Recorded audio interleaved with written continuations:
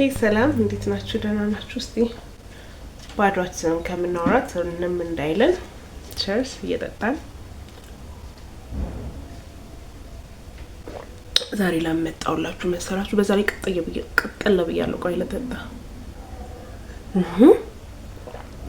ይሄ ሶሻል ሚዲያ ላይ የወጣችሁ ወንዶቹን እንደዚህ ቁልል ለምታረጓቸው ሴቶች ግን ማለት ነው ምናችሁ ነው የሚያማችሁ? እግዚአብሔርን እንዴ አሁን በጣም ባለትዳርና መካከል ላይ እየገባችሁ ያላችሁት እናንተ ናችሁ። ወንዶቹ ይሄዳሉ ያያሉ፣ ወንድ ልጅ እንዲህ ካልተደረገለት፣ ወንድ ልጅ እንዲህ ካልሆነ ምንም ነው እና ሚስታቸው ላይ ሄደው ፊት እንዲህ አይተዋላ። በቃ ይሄ ሳይኮሎጂ ነው፣ እዚህ ውስጥ ገብቷል። ለእነሱ እውቀት ነው፣ ህይወታቸው የሚመሩት በዛ ፕሪንሲፕል ነው። ይሄዳሉ ጓገጭ። እዚህ ጋር እኮ ያንን ምክር የምትሰጠው ሴትዮ እኮ መጥበስ አቅቷት ነው ቤትዊ እንኳን ካያችሁ እንደዚህ ወንዶች እንደዚህ ያርጉላቸው እንዲካራጋችሁ ካላደረጋችሁ ጥላችሁ ይላሉና አንዱንም አያደርጉትም። ፕላስ ደግሞ ሽቁጥቁጥቁጥ ስለሚሉ ወንዶችም አይቀመጡላቸው። ቱ ቢ ሆነስት ማንም ለነሱ የሚቀመጥ የለም። እዚህ ሽቁጥቁጥቁጥ ይላሉ። በዛ ላይ ወሬኛ ናቸው፣ አስመሳይ ናቸው። እንደምታዩት ወጥተው ሰውንም መበከል ነው የሚፈልጉት። ስለዚህ አይቀመጡላቸውም። ለዛ ነው መጥተው ሶሻል ሚዲያ ላይ የሚያወሩት። እና አሁን ድሮ እየጠጣ በጣም የሚያናድድ ነገር ስለሆነ እየጠጣል። ድሮ እኮ ወንድ ልጅ ካንቺ የተሻለ አገኛለሁ ምናምን እኮ አይልም። አሁን ይመጡና እኔ አፍንጫዬ ሳልካካ ነው፣ እኔ ጥርሶቼ ቀጥ ያሉ ናቸው፣ ስለዚህ ካንቺ የተሻለ ሴት ጋር ሄዳለሁ ይሉልሃል።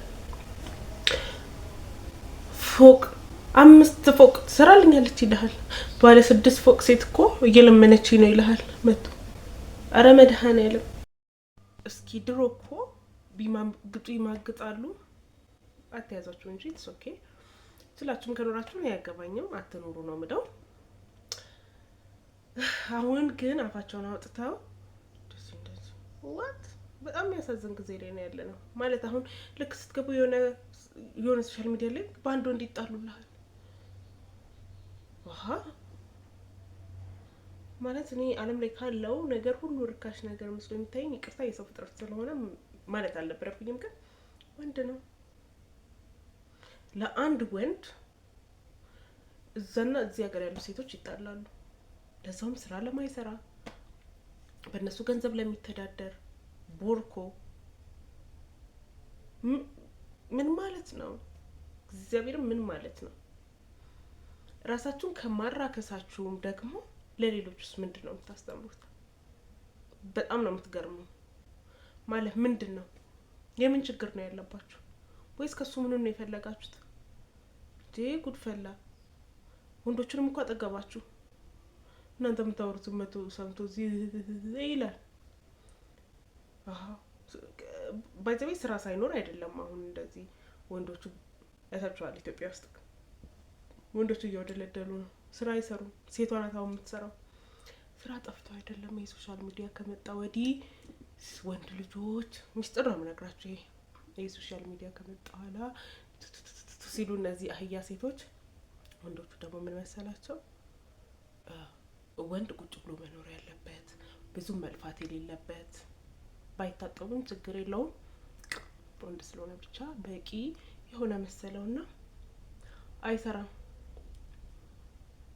ይዋቸው ጫት ቤት፣ መሸታ ቤት ልክ ህይወት እንዳማረለት ሰው ሲያወደለድል ነው የሚገኝ። መስሎት እኮ ነው በእውነት። አሁን ድሮ ሴቶች እንደዚህ በወንዶ ነገሩ መስሎት ብቻ ሳይሆን እየኖሩ ነው። ኦፍ ኮርስ ሴቶች የፈለጉትን ይችሉላቸዋል፣ እነሱ ይኖራሉ። ደምዶ ግን ትውልድ የምናበላሸው እውነት ለምንድን ነው? ትውልድ በጣም እየተበላሸ ነው። ጉድፈላ እግዚአብሔሩም እኮ ይላል ወንድ ልጅ ጥሮ ግሮ ለፍቶ ማብላት አለበት፣ ቤተሰቡ ማስተዳደር አለበት። ማንም ሁኚ አግቢም አታግቢም ደግሞ ከአንቺ ጋር እስከሆነ ድረስ አንቺ ማስተዳደር አለበት። ታስወር እግዚአብሔር የተሰጠሽን ክብር ከፈለግሽ ስሪ። አዎ ለራስሽ ኮንፊደንስ እንዲኖርሽ ወጥተሽ እንድትገቢ ከሱ ላይ ጅጅ እንዳታይ፣ ግን እሱን እንድታስተዳድሪ በፍጹም በሰማዩም በምድሩም አልተባለልሽ። ለምን በግድ ጉልበተኛ ትሆኛለሽ? ለምን ወንድነው ታረጊዋለሽ እንዴ?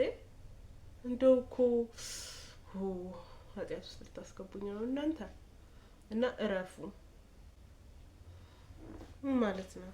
ወንዶቹ አረ ሜንታሊቲያቸው እኮ ተቀየረ። በቃ አስተሳሰባቸው ራሱ እንደ ድሮ ሴት ሆነ። በቃ ቁጭ ብለው ማወራ ናቸው። ከዛ ይቀፍላሉ፣ ይወጣሉ፣ ሁላቸውን ላይ ይመጣሉ። ባይ ዘ ዌይ እናንተ ስታኖሯቸው ኢቭን እናንተን አያከብሯችሁም፣ አይፈልጓችሁም። እናንተ ማን ናችሁ? እናቶቻቸው ናችሁ። እንደ እናት ክብር አይሰጣችሁ። እናት ናችሁ ስላችሁ ታጥባላችሁ፣ ታለብሳላችሁ፣ የኪስ ትሰጣላችሁ። እነሱ ደግሞ ሌላ ሚስት ይፈልጋሉ፣ ይሄዳሉ። ጽድት ያለች በእናቷ እጅ ተያዘች ይፈልጋሉ። ኢንቨስት ካላደረገብሽ ወንድ ልጅ አይፈልጉም። አንቺ የምትሰጪውን ሄደው እዛ ኢንቨስት ያደርጋሉ። ማንን ነው የሚወዱት? ያችኛዋን። አንቺ ምንድነሽ? አኗኗሪ ክቶች ባይሄድም ባይተወይ ይተሰኪ ምንም ችግር የለውም። ምንም የሚጎዳው ነገር የለም። እሱ እየተጠቀመ ብቻ ነው ያለው። ምንም ከዚህ ጋር እየኖረ ሌላ ዋጋ ቢሄድም ያጎላው ነገር የለም። ግን ረፉ፣ በቃ በእውነት ረፉ ብቻ ነው ልል የምችለው። አሁን ስለተናደድኩ ብቻ ነው የመጣሁት። ሌላ ጊዜ ግን በደንብ ተዘጋጅቼ የምነግራችሁ ነገር ይኖረኛል በእውነት።